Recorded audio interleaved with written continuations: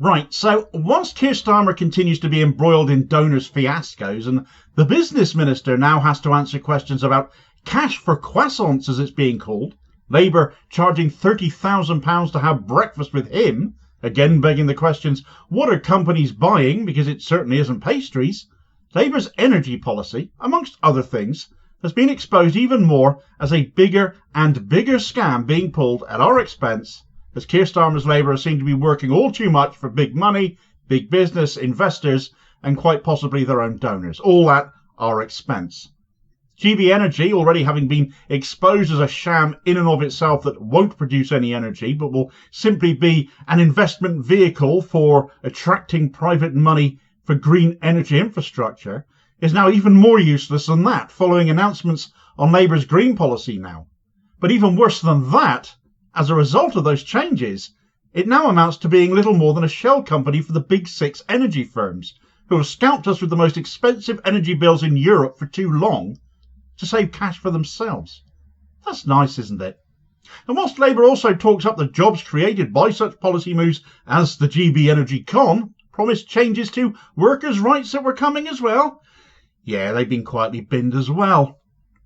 Starmer's Labour is for the wealthy, not the workers. Right, so GB Energy, I'm sure we've all heard of it by now. We've heard plenty about it. Labour's flagship policy that they announced after they happened to ditch their previous flagship policy, their £28 billion green policy investment plan. Pretty much the only transformative plan and policy Labour under Starmer had presented going up to the general election, binned off as clearly far too forward-thinking of them before we even got that far, replaced by something much more watered down.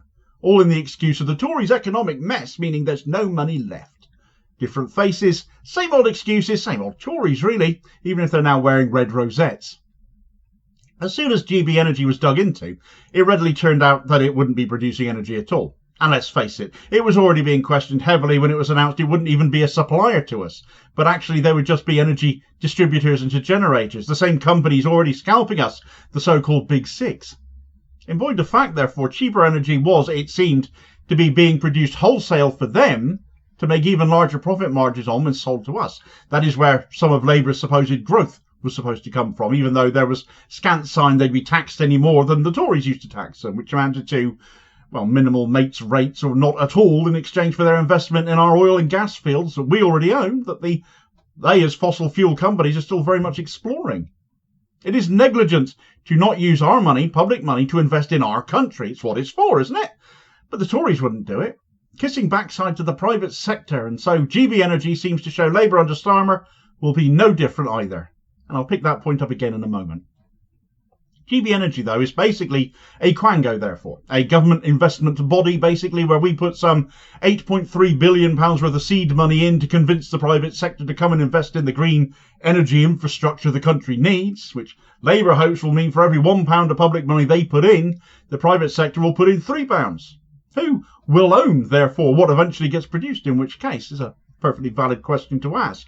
Who will own the new onshore wind farms? Who will employ the supposed 68,000 people in Scotland who would gain employment off the back of all of this?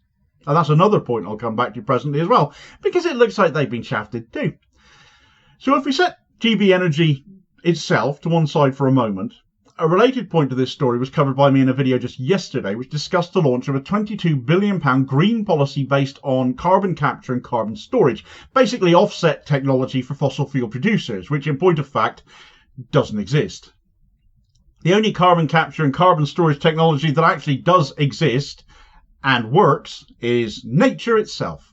So for Labour to have ditched a £28 billion plan, which included investment in new electric vehicles or wind farms and more research into more efficient and better methods of harnessing green methods of energy production, Labour are instead going to explore solutions which have never presented themselves in order to allow the fossil fuel industry to basically keep on burning fossil fuels.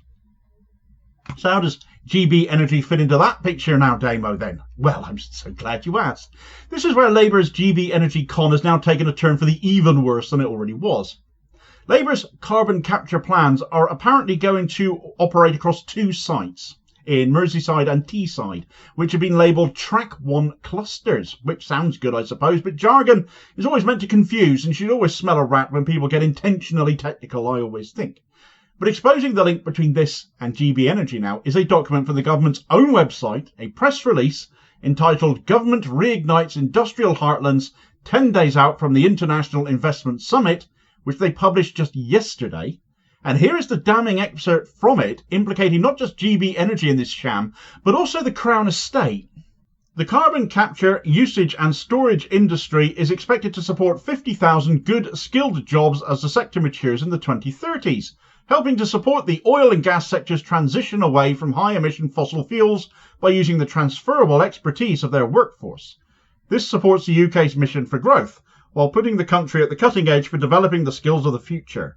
An up-and-running carbon capture industry is expected to add around £5 billion per year to the UK economy by 2050, and the backing of these two sites sends a clear signal to investors that the UK is open for business. As part of the partnership with GB Energy and the Crown Estate, the progress on Track 1 comes as the Crown Estate awarded an agreement for lease to Eni to repurpose existing infrastructure to transport and store CO2, reducing cost and environmental impact.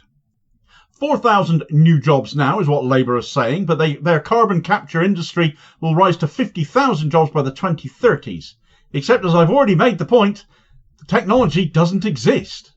Any attempts at carbon capture and carbon storage on a national level that is effective have never been developed. Labour are talking as if it already exists, when it does not.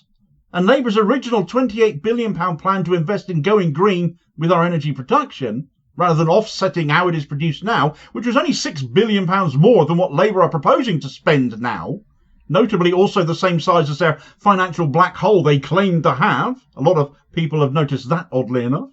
And if you still doubt my word on this, well, you'd imagine if the technology existed, if there were carbon capture or storage facilities somewhere in the world, a photograph of it would be a great way to sell such a plan to the public as something tangible and real. But here is Mr. Cash for Croissants himself, Jonathan Reynolds, our business minister, stood in front of not a photograph, but an illustration of the technology in action.